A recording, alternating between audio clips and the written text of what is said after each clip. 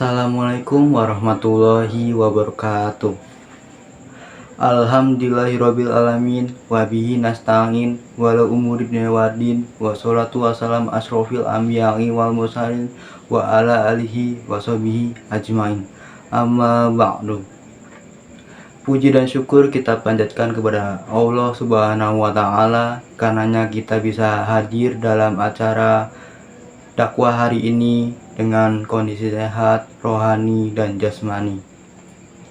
Perkenalkan, nama saya Muhammad Gustino dari kelas 11B, ingin membawakan materi dakwah tentang penyebaran ajaran Islam.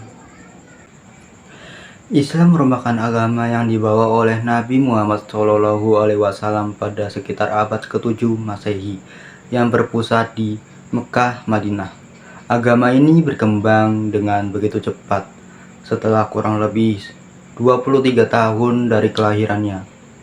Setelah Rasulullah wafat, kepemimpinan umat Islam diganti oleh Khalifah Abu Bakar Al-Siddiq, lalu dilanjutkan dengan Khalifah Umar bin Khattab. Pada masa Umar, Islam mulai tersebar ke Syam, Palestina, Mesir, dan Irak. Kemudian pada masa Khalifah Utsman bin Affan, Ali bin Abi Thalib, Bani Umayyah, dan Bani Abbasiyah, Islam telah menyebar ke Tiongkok, Cina, bahkan ke seluruh penjuru dunia. Islam sebagai agama rahmatan lil alamin diterima di masyarakat karena ajaran yang dibawa mudah dimengerti, yakni tentang akidah, syariah, dan akhlak di dalamnya. Tidak terdapat perbedaan antara suku, ras, dan negara. Semuanya satu dalam satu naungan Islam. Ajaran ini tersebar melalui perdagangan, pendidikan, dan budaya, bukan dengan menjajah. Hal ini yang membedakan dengan ajaran lain sehingga membutuhkan waktu lama untuk diterima oleh masyarakat. Selain ajaran akidah, syariah, dan akhlak, Islam mulai mengembangkan ilmu pengetahuan seperti kedokteran, matematika, fisika, kimia, sosiologi, astronomi, geografi. Semua itu berlandaskan atas dalil Al-Quran. Seiring luasnya area perdagangan, Islam mulai memasuki Nusantara dan mulai tersebar ajarannya. Untuk bisa mengetahui kapan dan di mana penyebarannya harus merujuk kepada sejarah. Sejarah Islam Nusantara merupakan sebuah topik yang sering diperbincangkan.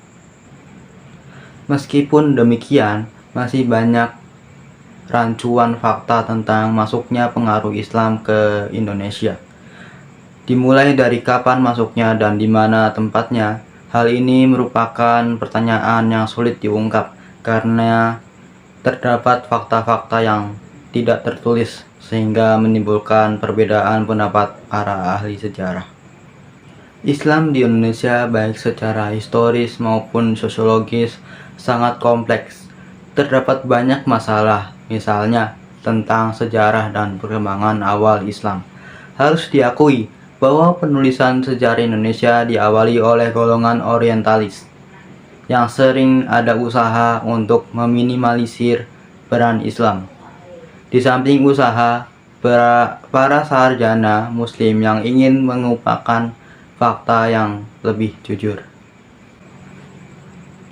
Suatu kenyataan bahwa kedatangan Islam ke Indonesia dilakukan secara damai.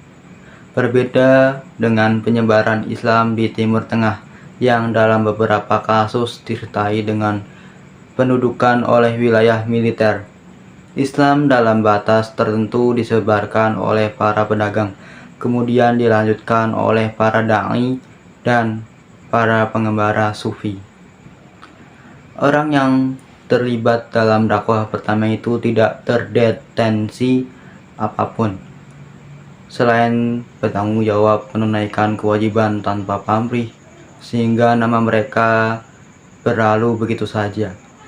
Karena wilayah Indonesia sangat luas dan perbedaan kondisi dan situasi, maka wajar kalau terjadi perbedaan pendapat tentang kapan, dari mana, dan di mana pertama kali Islam datang ke Indonesia. Oh iya, dakwah penyebaran ajaran Islam di Indonesia sendiri dibagi menjadi 4. Yang pertama, melalui perdagangan. Para pedagang muslim yang datang ke Nusantara tidak hanya berniat untuk mencari keuntungan material, tetapi juga untuk menyebar ajaran Islam. Mereka menjalin hubungan baik dengan penduduk lokal, menunjukkan akhlak mulia dan perilaku jujur dalam berdagang, serta memberikan informasi tentang Islam kepada siapa saja yang tertarik. Kedua, dakwah melalui perkawinan. Banyak pedagang muslim yang menetap di Nusantara kemudian menikahi wanita-wanita lokal yang beragama Hindu atau Buddha. Perkawinan ini bukan hanya sebagai sarana untuk memperluas jaringan dagang dan sosial, tetapi juga sebagai sarana untuk menyebar agama Islam. Ketiga, dakwah melalui pendidikan. Para ulama atau ahli agama Islam yang datang ke Nusantara tidak hanya mengajarkan ajaran Islam kepada umat muslim saja, tetapi juga membuka pintu bagi siapa saja yang ingin belajar tentang Islam. Mereka mendirikan pondok, pesantren, atau lembaga pendidikan Islam yang menyediakan fasilitas belajar, mengaji Al-Quran, dan hadis. Ilmu-ilmu agama seperti fikih, tauhid, tasawuf, tafsir, sejarah, bahasa Arab, dan lain-lain. Keempat, dakwah melalui seni dan budaya. Para penyebar Islam di Nusantara juga menggunakan seni dan budaya sebagai media dakwah yang efektif dan menarik. Mereka mengadaptasikan dan mengislamisasi beberapa unsur seni budaya lokal yang sesuai dengan nilai-nilai Islam, seperti wayang, gamelan, tembang, tarian, kesenian rakyat, arsitektur, pakaian, dan lain-lain.